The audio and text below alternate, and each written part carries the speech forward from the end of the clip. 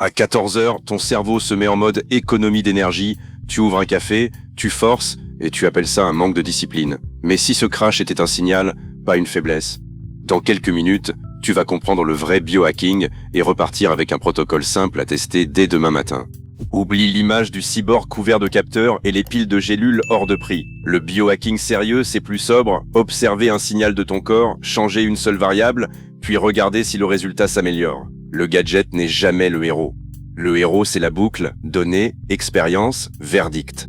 Le piège classique, nouveau réveil, douche froide, jeûne, 5 suppléments et 3 séances de sport le même lundi. Une semaine plus tard, tu te sens différent, mais tu ignores pourquoi. Si tu modifies à 10 paramètres, tu n'apprends rien.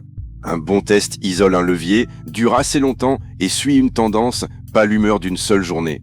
Avant le supplément miracle, sécurise les fondations, 1 heure de réveil stable, de la lumière naturelle le matin, assez de protéines, un peu de mouvement après les repas, et la capacité de redescendre le soir. Ces leviers semblent presque trop simples.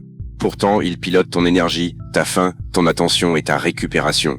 Optimiser le détail quand la base fuit, c'est installer un turbo sur un moteur sans huile.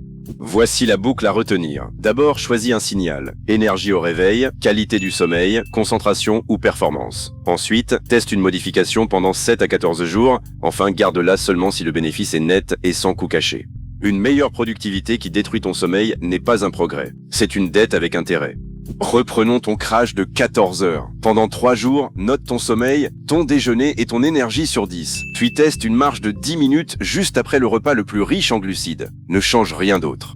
Si ton énergie remonte plusieurs jours de suite, tu tiens un signal utile. Sinon, tu testes l'hypothèse suivante. Pas de croyance, une enquête. Tu veux commencer sans rien acheter. Cette semaine, stabilise ton réveil. Sors quelques minutes à la lumière avant de scroller. Décale ton premier café pour ne pas masquer ton réveil naturel et fixe 1 heure limite assez tôt pour protéger la nuit. Ajoute des protéines à ton premier vrai repas. Marche après le repas le plus lourd, puis termine une journée par 5 minutes de respiration lente. Suis seulement 2 notes, sommeil et énergie. C'est volontairement simple parce qu'un protocole que tu fais bat toujours un protocole parfait que tu abandonnes. Ensuite, choisis une cible. Pour l'énergie, rythme régulier, lumière et activité.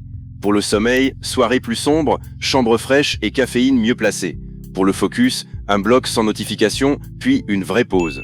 Le meilleur hack n'est pas celui qui impressionne sur les réseaux, c'est celui qui améliore ta vie quand personne ne regarde.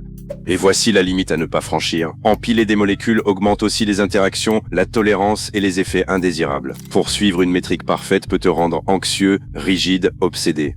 Et une fatigue persistante, une douleur ou un trouble sévère ne sont pas un défi de productivité. Ce sont des motifs pour consulter. Le biohacking doit t'aider à mieux décider, jamais remplacer un professionnel de santé.